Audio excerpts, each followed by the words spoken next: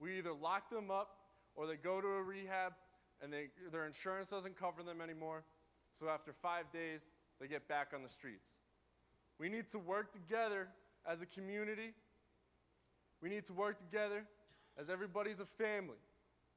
Because in New Jersey, we have the purest heroin in the United States. Every single day,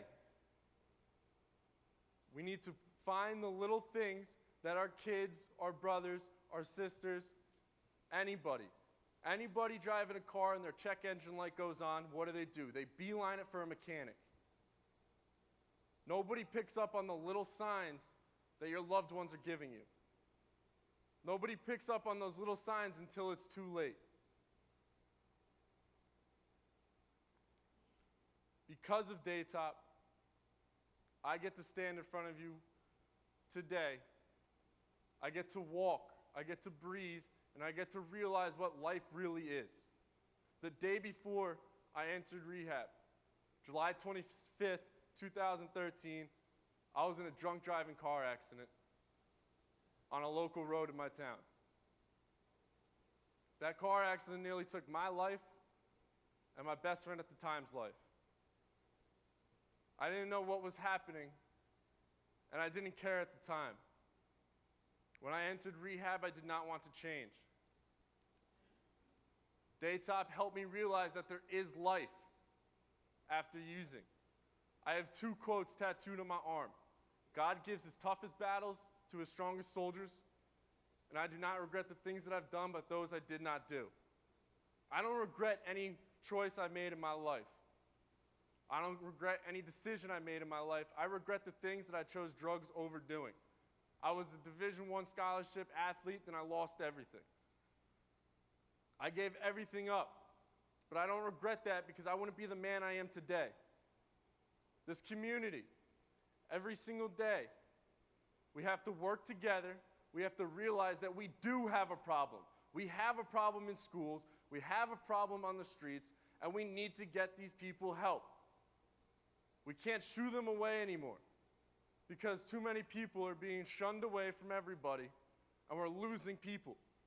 Like everybody has said in the past half hour, last year we had more drug overdose deaths than car accidents. Ronald Reagan once said when he was president that we were about to enter a war, and it's on drugs. How many years ago was that? And in 2016, people are finally realizing that we have a problem.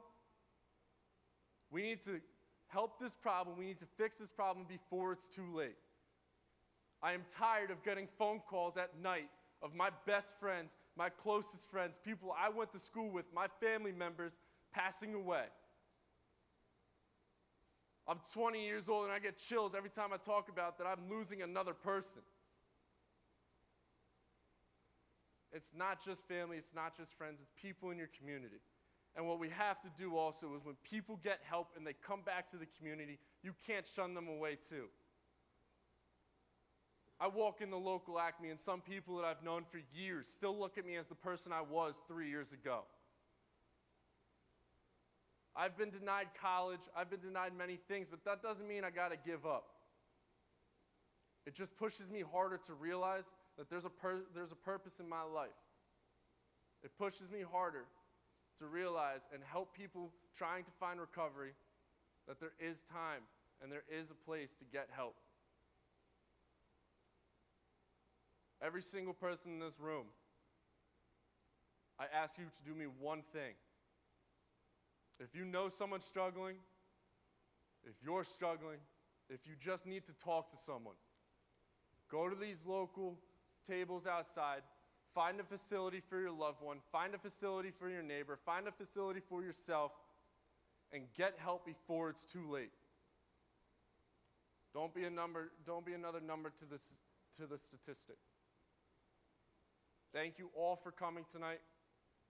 I know you all have work tomorrow, but I guarantee you that if any person in this room helps fight this addiction, this problem in this community, our community, we'll be back on track. Thank you guys so much. That's all I got for you guys. I'll be here till whenever.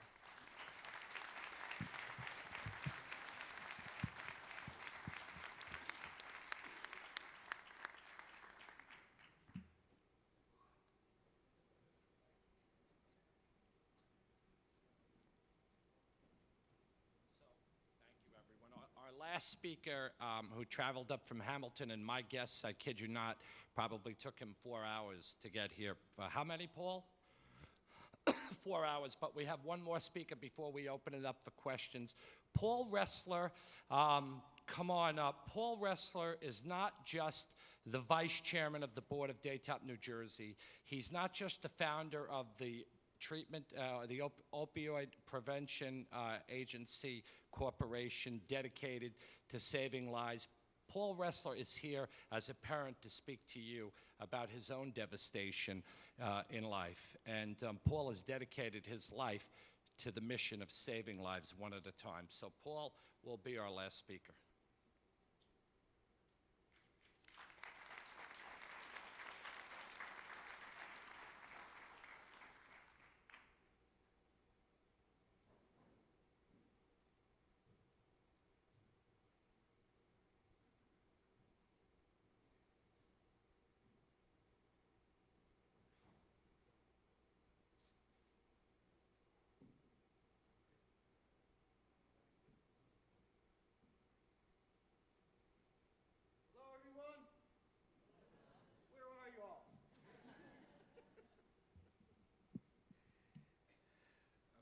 Podium here? Okay, take this. Hello, everyone. I guess you can hear me. Hey, would you guys all do me a favor?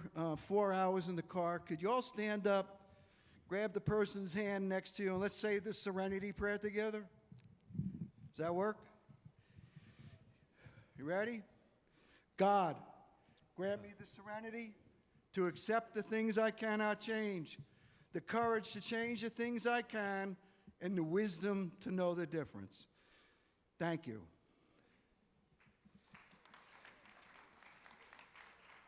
All right. 4 hours in the car. Wow, Jimmy, you owe me big time, my man. Wow, you know, on my way up, I usually think a lot about what I want to say, and I have to tell you that in 4 hours, that changed 400 times. So I'm just going to let it go, because I'm really sad right now. I'm sorry. I don't know why all of a sudden I'm so sad, but I miss my son. That's why the serenity prayer had to happen. I really miss him. He's here with me tonight. He's in my heart. And I always say, to live in hearts we leave behind is not to die. That's by the poet Thomas Campbell. That's how I live my life. My son is alive in my heart, and he always will be. So why am I here? I'm going to be 72 years old in July. My son will be dead 6 years in July. And I was thinking that, you know, at this age, I'd be inviting Jimmy down to play golf with me somewhere. But that's not going to happen. That's not going to happen because I have this mission. I have a mission to save lives, one life at a time, if need be. Corey's struggle with addiction started in the year 2000, so I've been at this for 16 years. So I've watched the tragedy of what's happening today. A whole generation we missed. All of us as adults, we missed this generation. We are responsible for what's happening today. I am one of those people because I didn't know what was going on. The people who knew never stepped up. And as a result of, I'm going to say it, as a result of our politicians, our doctors, and pharma, Purdue Pharma, and really that's more of an influence on the epidemic today than the Mexican cartel could ever be. So we watched this happen. We did nothing. Politicians ran from us. We did nothing. And I just, you know, I'm standing here tonight, I'm thinking to myself, I know maybe 10 of you people out there, but I feel like I know every single one of you because we're all in this together, but we can't allow it to go on, whatever it takes. And Colin so well said that we need to be together. We can't be out doing our own thing. We got to get together and figure out a course. We got to forget about fame and glory, which many people attempt to get. That's meaningless. So it's up to us in this room to make sure that we take the time to understand what's going on. Corey's addiction, or at least his path to destruction, started in the year 2000. He started like every other kid who starts with two very dangerous gateway drugs, alcohol and marijuana. So if you think for 1 second that you're in favor of marijuana, making it legal, please would you sit down and think about that, because it's going to be, you think it's bad now, it's going to be much, much worse.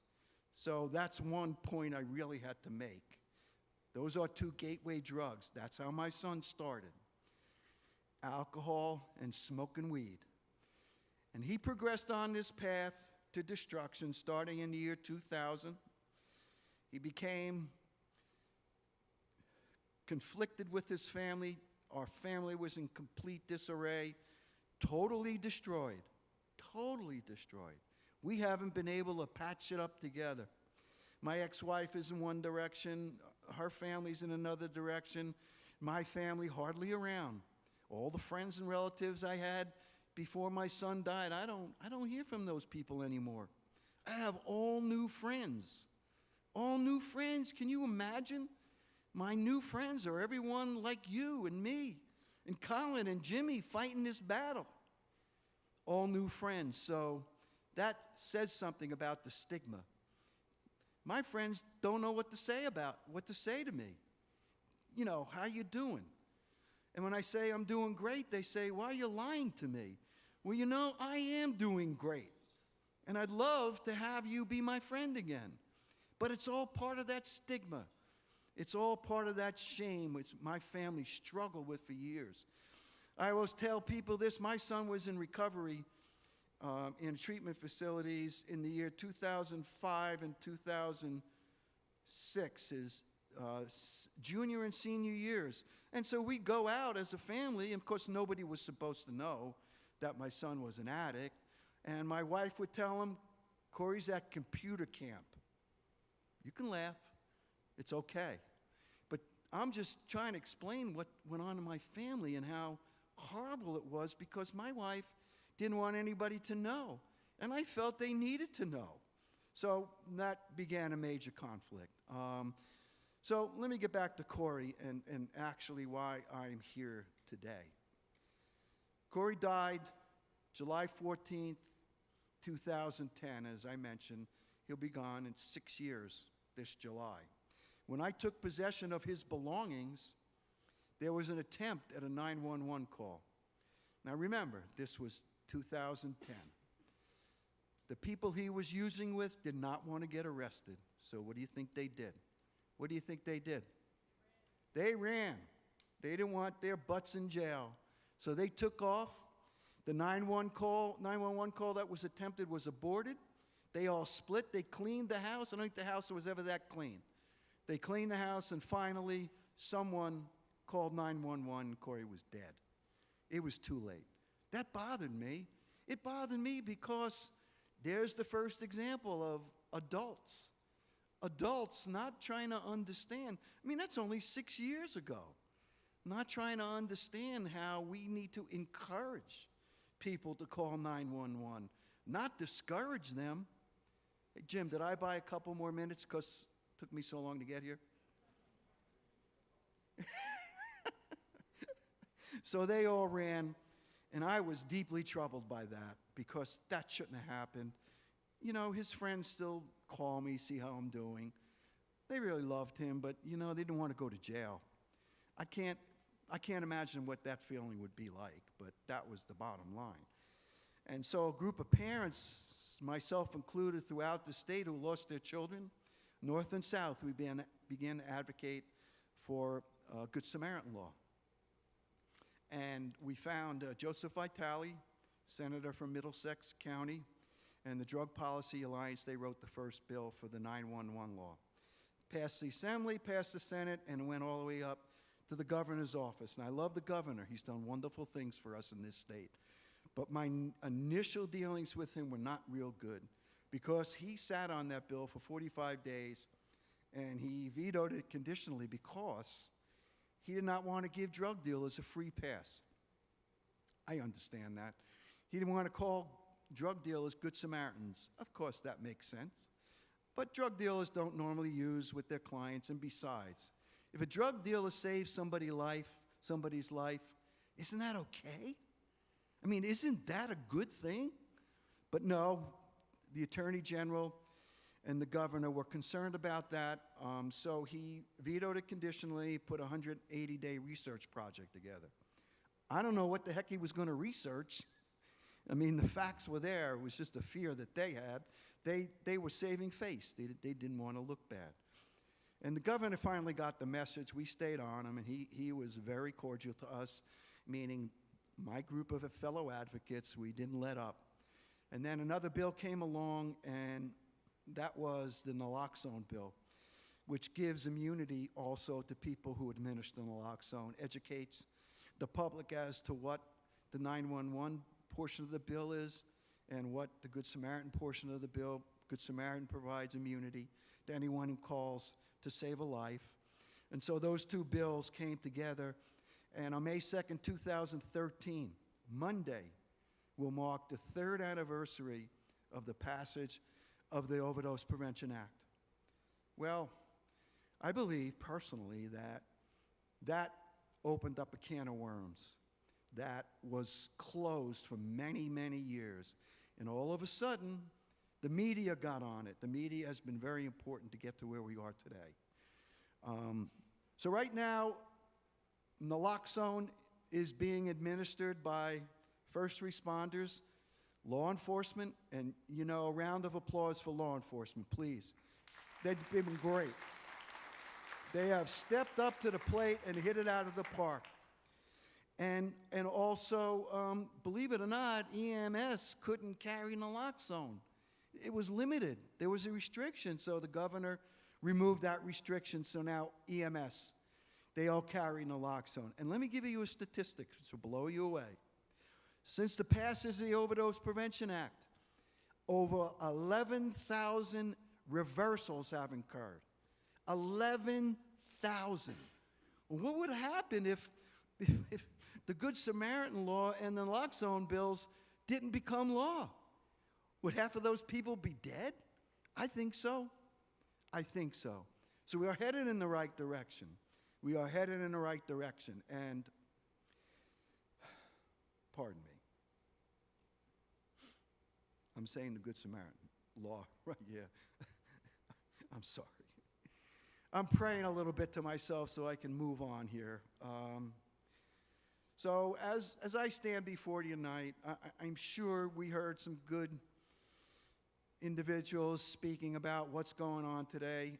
I think that there's been a merging of law enforcement, of doctors who now understand what the opiate issue is. I have no hope for Purdue Pharma. I have no hope for them. Their family's worth $14 billion from selling OxyContins. Come on now. They need to pay. I know they did settle one lawsuit for $600 million. You know, what is that? That's a blip, if anything else. So today I want to leave you with this message. Again, it's another quote. The only ingredient that is necessary for evil to triumph is that good men do nothing.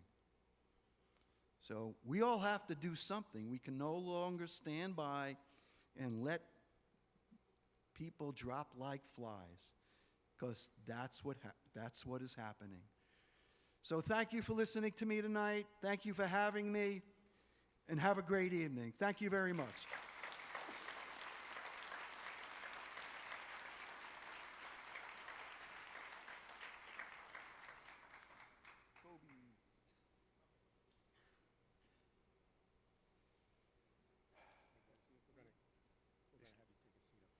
Oh, yeah, you know, I'm just getting my cane. Give me a second, man.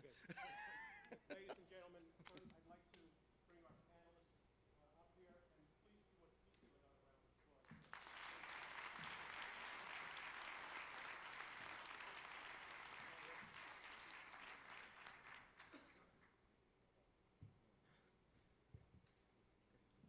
Okay.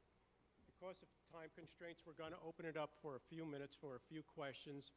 If you have a question, we have 2 mics set up, one on either side. Please come up, address your question, limit it to 1 question, and then we will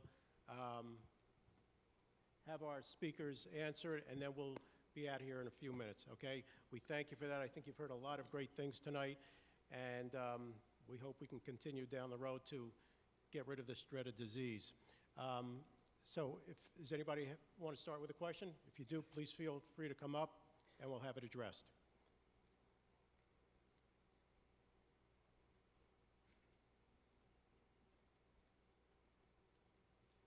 Hi.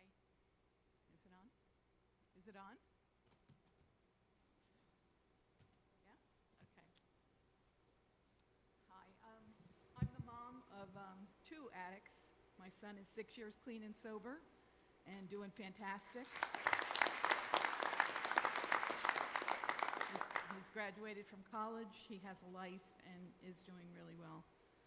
My daughter, on the other hand, is 20 years old. She's, in 3 years, been admitted 30 times to psych wards, rehabs. She's been in, Texas, Florida, Nashville, all over the place. There are 2 problems. One is that you can sign yourself out once you're 18 years old. And she's gone in saying, I wish I couldn't sign myself out, because she gets to a point where she just can't stand it, and she leaves. So that's one issue that I have, that I don't know how you address that, because they are adults. But my biggest problem now is, my biggest soapbox, and maybe it's to the prosecutors here, and believe me, Denville Police, I can't say enough about. They have been so supportive and kind to me. But she's incarcerated now, 5 months. She's 5 months clean. But the jails are just full of these young girls, in my case, girls who are addicts. And they don't get any support. They don't get any help. We need Daytop in the jail. You've got these people there captive for this period of time where they can't leave and they can't get out. Why isn't more being done, And I know meetings come into the jail a couple times a week, and it's up to them. Again, it's up to them always, if they're willing to do it. She's sick. She's really sick, and she needs help. So it's not really a question. It's just, we really got to get inside the jails now. That's my latest soapbox, so thank you for listening.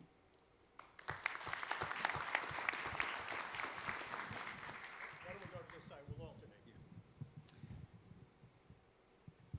Good evening. My name is Dave. I'm a resident of Basking Ridge. First off, wanted to just thank everybody who contributed to tonight. This is just amazing. I'm so glad I'm here. I'm the father of 2 heroin addicts, a 27-year-old who has almost 7 years clean and has completely turned his life around.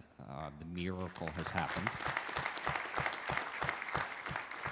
And a 22-year-old who just got out of another 60-day facility in Florida a month ago.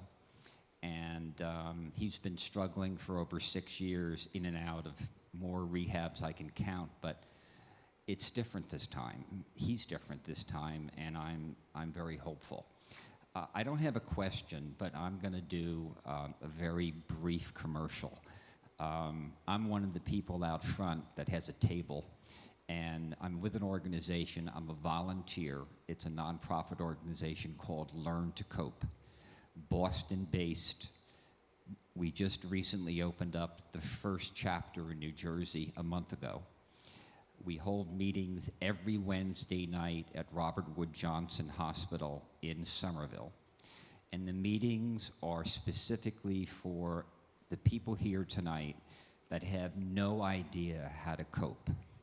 It's for people that are here that are consumed with fear and anger and confusion, and their families have been ripped apart.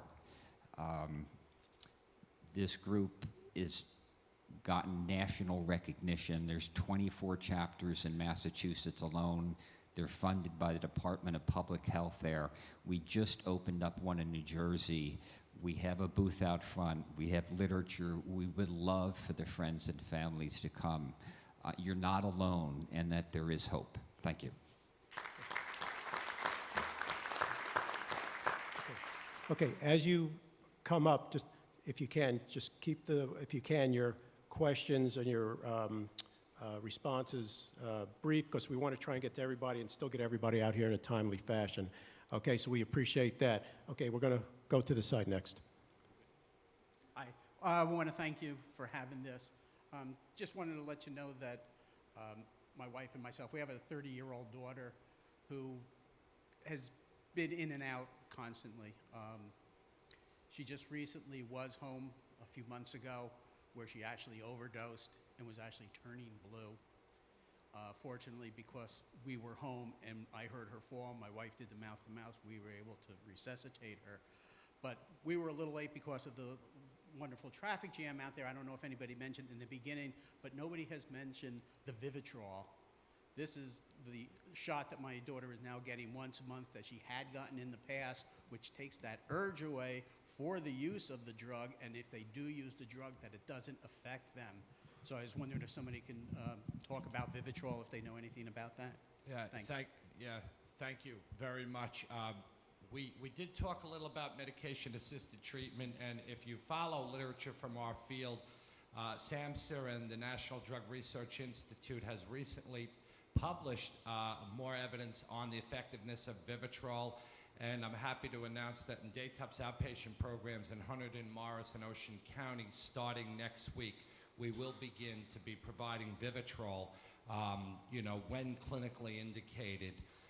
And again, I think for people with opioid addiction, and Vivitrol was first developed for alcohol addiction, for alcoholics, and we know now that it's effective with heroin addiction also. So we will be providing Vivitrol in our adult outpatient services. Dr. Bunt, you want to? Yes, if I could just add, I mentioned depot naltrexone in my discussion about medication-assisted treatment. Depot naltrexone is Vivitrol. And again, it's a major advancement. Buprenorphine is a major advancement. However, the medication-assisted treatment alone is not sufficient to treat the disorder. But they help many people. They are effective for some people and not for others. So some people have had a lot of success on Vivitrol, some on buprenorphine, and others have not. So it is a complicated matter, but the key point here is that access to effective evidence-based treatment is the key to success. And if individuals who are addicted get access to those effective integrated evidence-based treatments, they have an opportunity to recover. Good evening. I want to thank all of you for being here tonight, especially those in the audience who are struggling with a loved one who's addicted. I have a son, an adult son, who's an addict. He's presently in treatment, and my question here is probably to the prosecutors. I don't know if you're aware of it, Mr. Seabury, but in your bio, it says that part of the vision is to ensure that the addicts receive treatment. And it was mentioned tonight about access to treatment is very limited, especially to those who do not have insurance, which is the case for my son. Being an addict, you can't work consistently to have insurance. My question to you is, what steps are you taking to ensure the treatment be available for these addicts? That's a great question, and I'm glad you asked that. And it's something that I didn't really have the time to talk too much about when I gave my presentation. That's drug court. Drug court we could spend, the entire evening talking about. But this is a court program that the prosecutor is working right along with. And it's for the addicted. It's for people that are committing crimes that are driven by their addiction. So it could be burglary, it could be theft, it could be a possession case. And what it allows us to do, and there's no cost. So rather than housing someone in a state prison or in a county correctional facility, it's a program run by the courts that puts them into treatment programs paid for by the state, not paid for by the individual. So this is in existence, it's happening, it's a component that the criminal justice system has. Obviously, not everybody is going to be getting into that because you're having to have committed a crime in order to be in there. But it's available. In the future, there'll be mandatory drug court, meaning that a judge can sentence an individual into that. Right now, it's voluntary. It has to be applied for. I'm sure the prosecutor would probably expand on that. Thanks, Brad.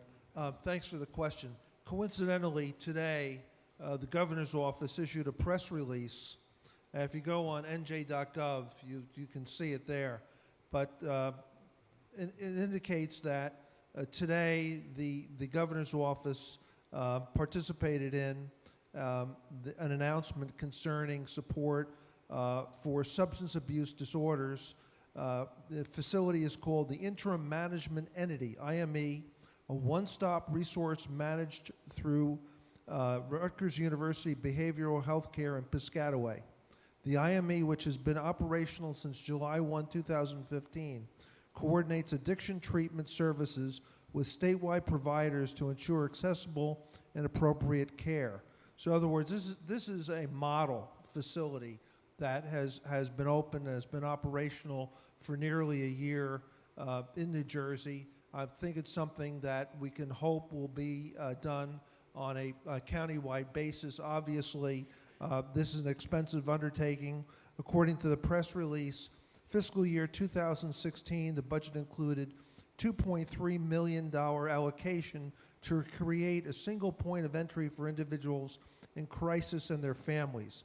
The governor has proposed $2.7 million for the 2017 budget. The rest of the $9 million project is funded by federal centers for Medicaid and Medicare services. So that's for people who cannot afford, don't have their own health insurance, may be able to obtain it through public assistance. But this is a step in the right direction. So hopefully that's something, if not today, perhaps in the near future, will be available throughout the state. As you said, that's a step in the right direction. For any parent who has tried to work with their child to navigate trying to get help either in detox or rehab or counseling when you don't have insurance, it's been a total nightmare, frustrating for both and everyone involved. So I hope that something can be done to help these people get the help that they need. This is obviously, thank you. It's obviously something that is got to be funded through the legislature on a statewide basis, and I think the governor's office has certainly taken a major step forward with this program. Thank you. Thank you. Okay. Thank you very much.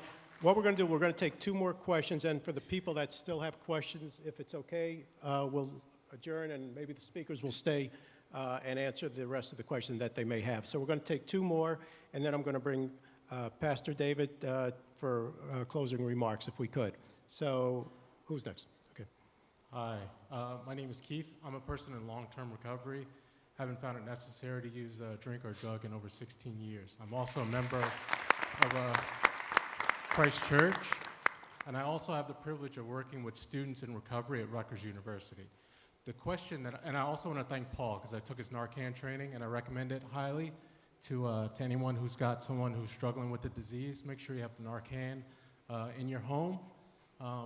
One, it's a life-saving tool but to help keep people alive. My question primarily is 2 parts, 2 questions because I'm squeezing them all in. My first question is this, in terms of helping people get access to treatment, are there going to be recovery specialists in hospitals after people receive the Narcan, the reversals? What's done next? Because that's the acute moment. What's going to be done long term in terms of getting people into treatment? Is there going to be a point person? I know we talked about the point of access right, down the road, but what about in hospitals? My next thing is what about recovery centers in Morris County? One of the things that we don't think about often is that once people do get treatment, home environments may or may not be safe. In fact, it may be triggering for a lot of people. Are there things that are set up in the county so people who can't go home or can't feel safe at home for a good part of their day get access to job training, access to computer stuff, things that kind of help them move their lives along? And I know with drug court, there's the idea of expungement, but what about people who aren't on drug court, who do have drug offenses, being able to expunge the record? So I'm going to sit down and listen for your answers. Thanks.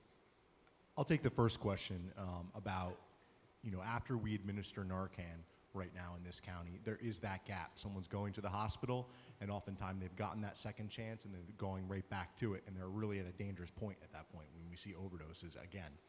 So that's something, we're calling it sometimes Narcan 2.0, where getting a recovery coach program in place so that when a Narcan is administered by a police officer in the county, there's going to be a response from a coach who's going to get right with that person and try to get them into recovery and really work with them. And we know the services are difficult sometimes to find, and that's the point, is to really have that coach along. So that's something that's going to be coming. There's been some funding that has been directed as a pilot program to some of the other counties, but we're hoping to get that in place in Morris County, and it's being talked about right now. I don't know if the prosecutor wants to. No, I think I got this work. That work? Yes. There's a model that was started, I believe, in Bergen County. Coincidentally, we're meeting with the Bergen County prosecutor on Monday to explore expanding this program to Morris County. It's a question of funding. We also, the plan is to have mentors that will be available at hospitals 24/7. And these were people who have to be trained. They'll have to be on a volunteer basis, and will assist people who have been saved by Narcan, who will then be directed, hopefully, to treatment. They won't be simply released by the hospital. But it's something that's extremely important. It's something that we are working on. Okay, last question. Thank you so much for having and for letting us be here and talk about this. My son Antonio died from a heroin overdose here in Rockaway Township 37 days ago. My family and I have chosen to become very involved and to see how we can help fight the fight in his name. Where our main confusion or frustration has come into play is that not only is the addict in this situation, the family is also. And we as a society, we as a culture, I'm not sure, have this expectation out there that you have an addict whose brain's receptors are covered in opioids, and we're asking them to make a decision to save their lives. They're powerless. They don't have that at the time. They don't have that decision power. Is anything being done, or can anything be done, so that families can take that power from the addict and have them committed or something? There's an act in Florida called the Baker's Act where you can have somebody committed for psychological reasons. Why can't we as a society create a spin-off to something similar to that so that it's considered an addiction situation, and so that I can call and I can say, I've watched my son for the last 5 years slowly kill himself day after day. He doesn't have the wherewithal, he doesn't have the brain activity that is needed to make a decision to save his life. this is where I'm just, you know, they say it takes a village to raise a child. Well, the villagers are screaming. We, the villagers, are screaming, and we need help. And we're handcuffed. And we're expecting somebody whose brains are covered in opioid to make those kinds of life-saving decisions. Thank you.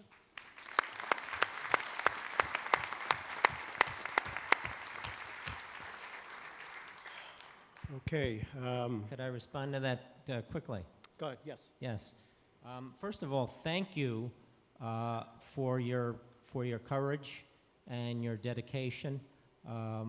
Those words are powerful from families who have lost loved ones.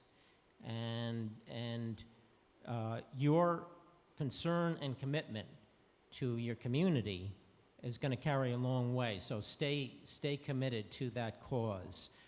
As I had mentioned, the American Society of Addiction Medicine concluded that addiction is a biopsychosocial spiritual disorder because the drug addiction takes over not only that person's body and brain, but mind and soul, so that they have no power. It hijacks their decision-making, their judgment, and for that reason, we need to develop a response that will change our society, and criminal justice reform, civil justice reform, and advocacy are so important in that regard.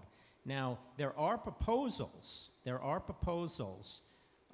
and we have supported them in ASAM, to enact mandates for those who are severely addicted. They're opposed in some cases in a bipartisan fashion. There are people on the right who feel, well, addiction is a moral failing and a matter of will. People on the left who feel that it's a voluntary choice and that support is what is needed.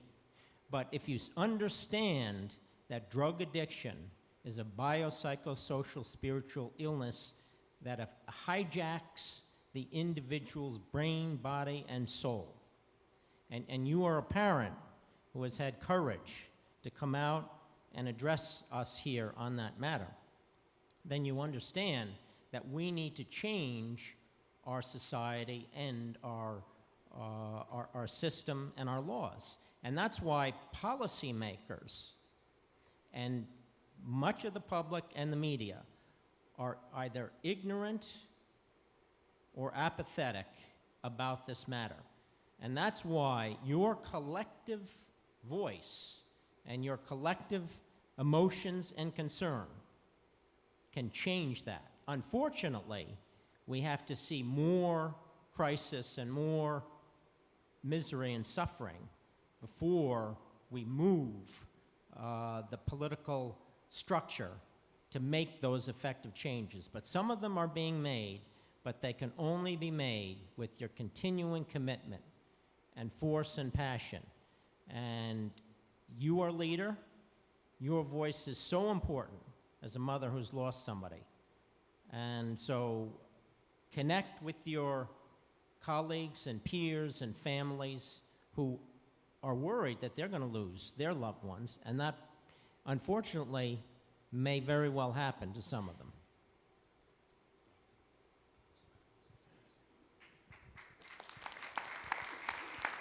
Would you give a round of applause for these wonderful guests that have come, spent their time with us this evening? We so appreciate it. And we do understand, as we've learned so well, that it does take all the sectors of society working in partnership, in conjunction, in collaboration with one another for us to find good, healthy, sustainable solutions to help with this, this epidemic of heroin. As you leave tonight, please visit the various tables that are out there, take a literature, get contact information so that we can be able to help you in an ongoing way. If you need to talk with someone and receive prayer from someone, you'll see people at the exit points with the name badge on, with with the chain around their necks and a tag on their on their chest. Please go to them. They'll point you to a chaplain, which will escort you to a private area where you can receive prayer and you can talk with someone. But again, a round of applause for these men and women. Thank you for spending your evening with us tonight. God bless you, everyone. Have a great week. God bless you.